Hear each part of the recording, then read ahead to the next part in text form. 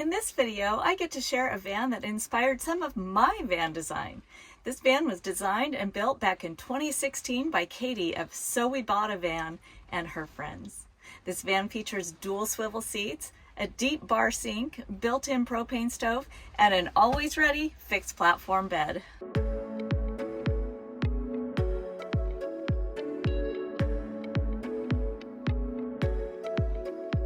Hi, my name is Katie.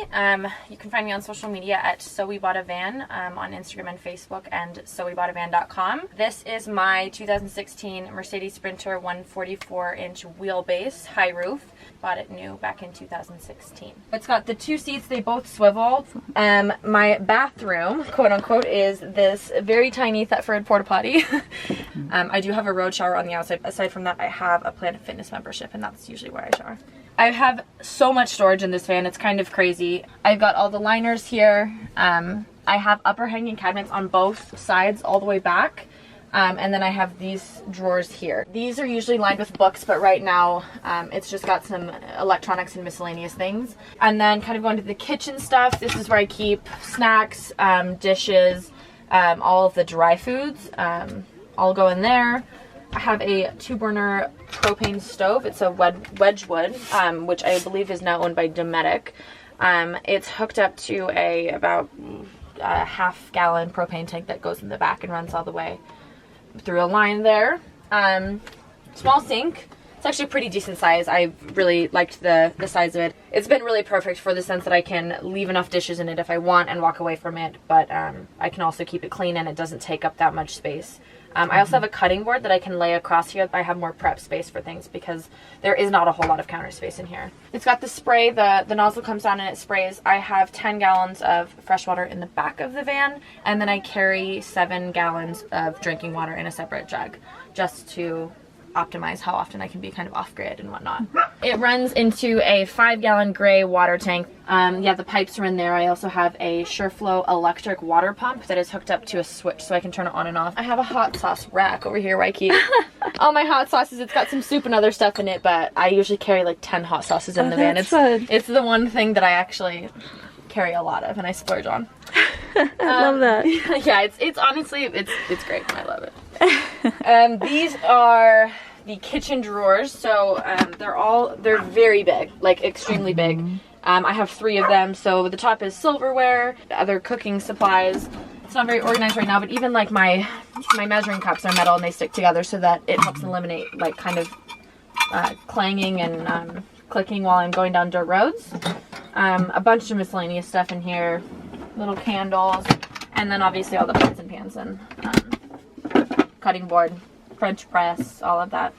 I really found that having this is more than I even usually carry, but having one big saucepan, like a saute pan, 1 pot, and then a cast iron has been extremely sufficient. And I could honestly probably even get rid of the saute pan if I wanted. I don't use it that often. So that is all of the kitchen stuff. Am I missing anything with that? Fridge, yeah, yes, where I keep the food. Once again, it's stocked right now for an event with a friend, so it's got some food in it and a fair amount of alcohol. But this is a Novakool R3800. So these are not as popular, but when I first bought the van, they were kind of the big thing that iSource wasn't out with anything yet. Dometic face fronting fridges weren't super popular, so I really like it. It has a freezer that, I mean, you can tell that this stuff is kind of frozen. It cannot freeze ice cream or anything, but it can keep frozen vegetables in there pretty well. I've got this drawer out here that slides all the way out. I mean, I have a whole 2 Tupperwares of leftover dinners in there. I have multiple beverages, fresh foods, condiments. So the size is actually pretty good. I find that it can hold quite a bit.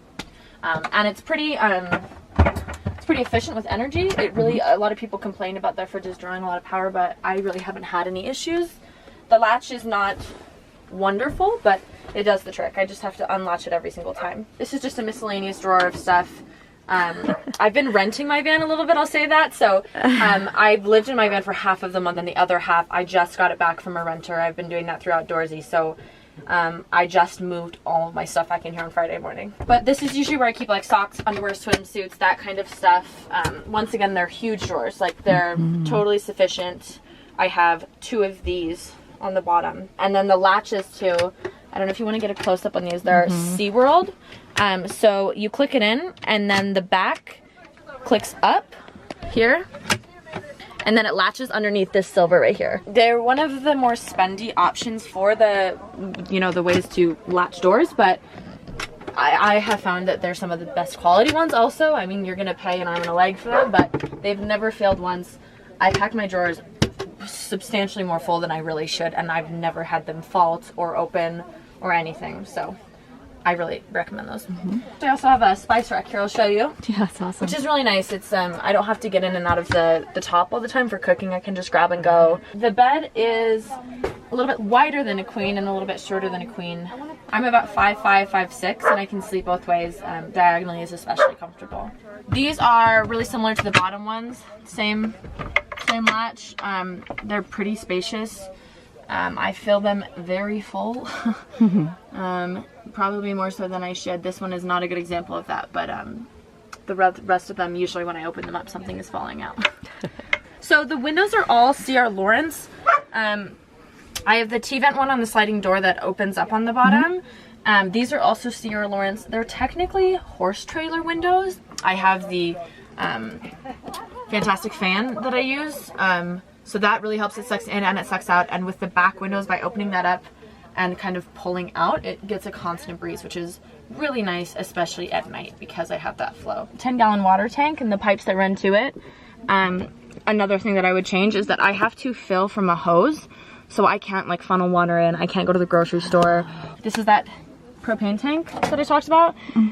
So I really chose to do a refillable one, and I am so grateful that I did. I save so much money and I don't have to constantly worry about buying and recycling those green canisters. This is my battery bank. It's freaking huge. It's so big. I have 465 amp hour batteries. They're the deep cycle AGMs, they're VMAX tanks, and I have 3 100 watt Renogy solar panels. Like at most times, my batteries right now are at 13.2. They never really drop below 12.6. I can be off grid with no sun for like 5 days at a time and I have no issues. I leave my fan honestly running 24/7 most of the time. Me too. So it's one of those things that it's like I kind of went overkill on the electrical, but I'd rather have more power than less. Like I've never really had to think about it that much. And then my solar charge controller and all the wires are run here. So you can see it's all, the fuses are all labeled for what it is. I run the fan, the lights, the fridge, the water pump, all of that from there. And that's kind of it, like more hooks, small little details, but really, honestly, like what you see is what you get with this van. It doesn't convert at all. It's very comfortable, stationary, so that if I'm tired, I can just lay in bed. If I want to cook, it's all set up. And that was another goal, is I didn't want to have to be setting up camp and taking out camp every day. So I'm really able to just park and be ready. Or if I need to leave in a rush for something, I can just go. I really appreciate Katie sharing her van with us. If you found this video helpful, please share it. And if you'd like to see more van and rig tours, van life tips, and other information to help women get on the road, hit subscribe and ring that notification bell so you don't miss any upcoming videos. Your thoughtful comments really do help others find these videos, and if you'd like to join in deeper conversation, join our Facebook group, Gal Adventurers. This is Joni with the Galavan. Enjoy your journey.